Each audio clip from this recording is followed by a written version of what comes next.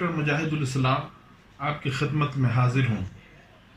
خواتین و حضرات، میرے مقالے کا عنوان ہے اردو غزل اور ہندوستانی تہذیب و ثقافت۔ دنیا میں لاکھوں زبانیں بولی جاتی ہیں، اسی میں سے ایک اردو زبان بھی ہے۔ اردو ایک ہندوستانی زبان ہے۔ اس کی ایک بہت بڑی دلیل یہ بھی ہے کہ اس کو شروع میں ہندی، ہندوی یا پھر دکنی وغیرہ کے نام سے یاد کیا جاتا تھا۔ پھر جیسا کہ ہم سب جانتے ہیں کہ وقت کے ساتھ ساتھ اس میں تبدیلی آئی اور پھر یہی زبان ریختہ اور اس کے بعد جلد ہی اردو کے نام سے موسوم ہونے لگی۔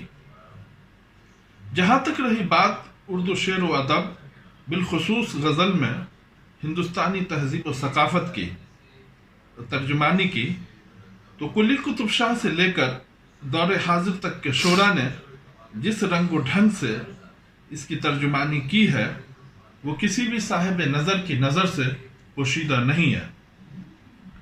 مولانا محمد حسین آزاد اپنی مشہور زبان تصنیف سخندان فارس میں اس طرح رقم طراز ہیں: ہر ملک میں جو رنگ رنگ کی اشیاء، مختلف اجناس اور مخلوقات ہیں، وہ حقیقت میں مختلف کیفیتیں ہیں جس کو اس سرزمین کی طبیعت یا مجاز نے باہر نکالی ہے۔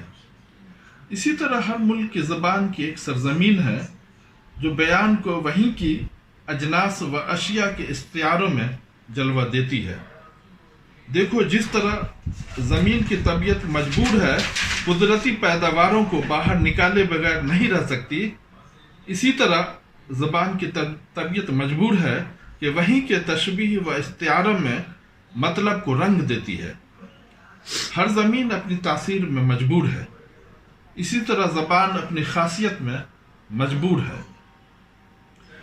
زیر نظر مقالے میں انہی سب امور پر غزل کے مشہور شعراء کے حوالے سے روشنی ڈالنے کی کوشش کی جائے گی۔ شکریہ۔